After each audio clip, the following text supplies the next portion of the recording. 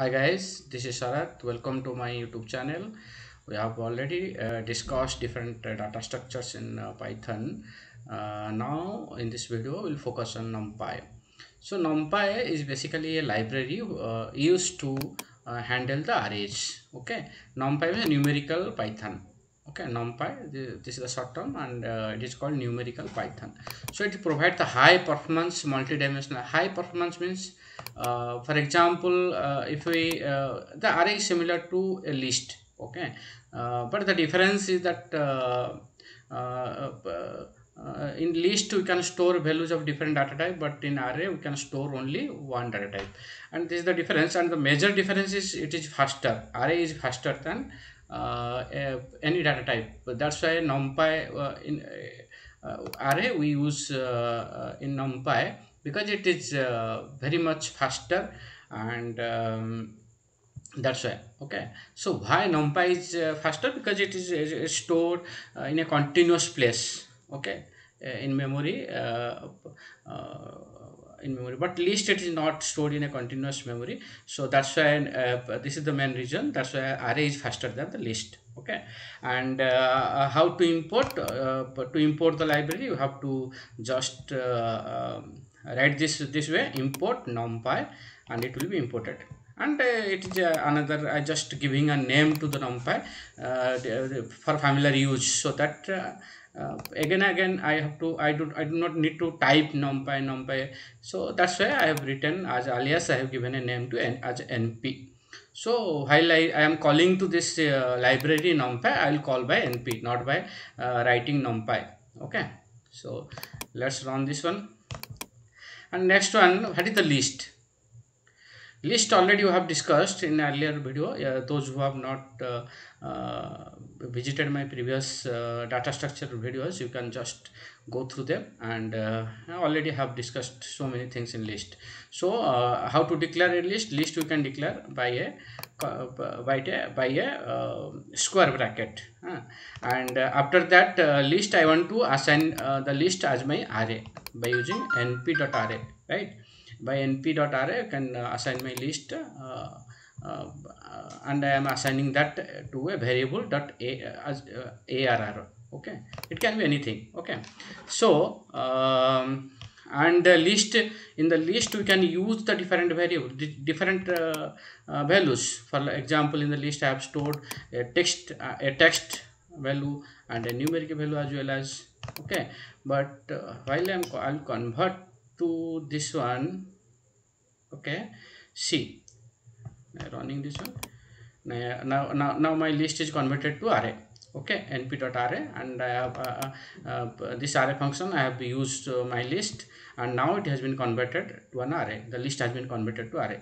But if I'll check, I print the array, then what will show?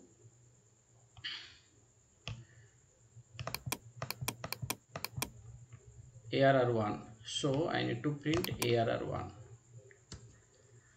Okay, if I print ARR1, this is not ARR, this is ARR1. Okay, this shows all has been converted into text, because I already told the array cannot store different data types. If I have given a string data type as a in between the integers, then it will not, all the values will be converted into the string, because string cannot be converted into a integer can be converted into string. So that's why it converted all the values into an string. Okay, so another command is just to check the shape of the array. What is my shape? You can see the shape. If I have stored in array1. Okay, if I check the check array arr1 dot shape, it will show that it has been it is a one-dimensional array, and the value is having the shape of 5. There are 5 values inside it. Okay, so in this way we can, if I've created 3 lists.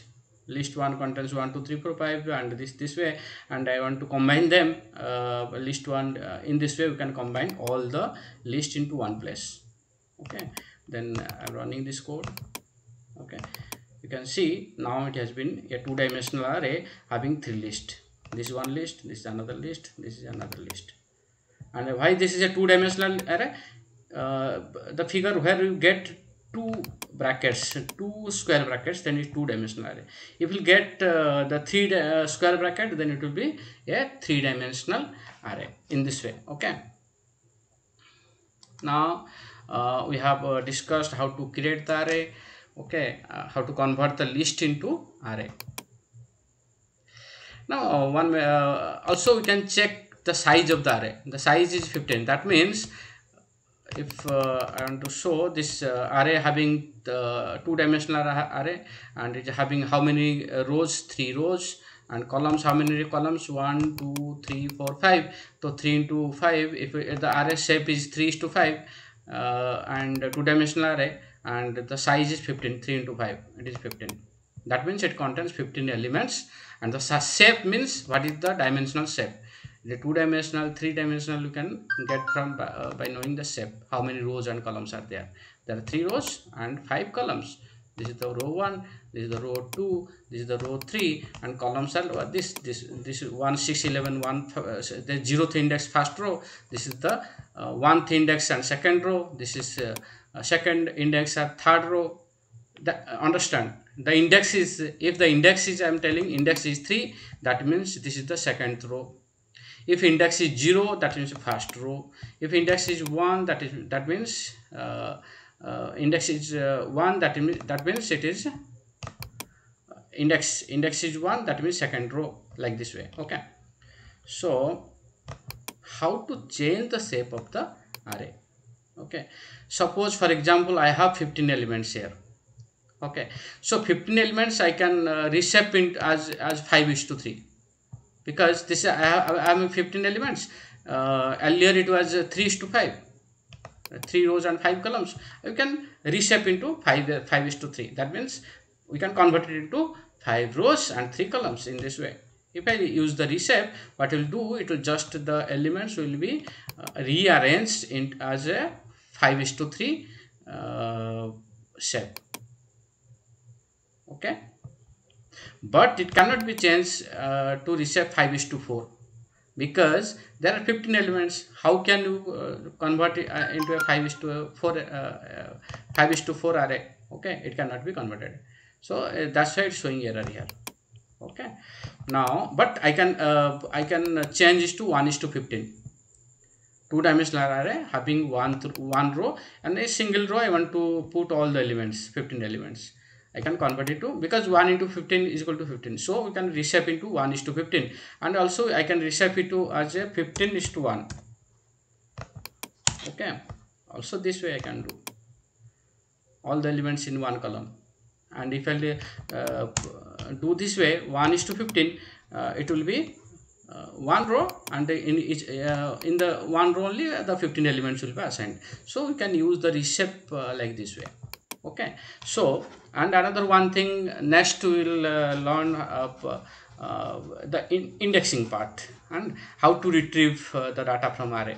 Okay, by indexing or by using the different enumerator functions and for loop and a while loop, we can retrieve the data from array. We'll learn this in the next video.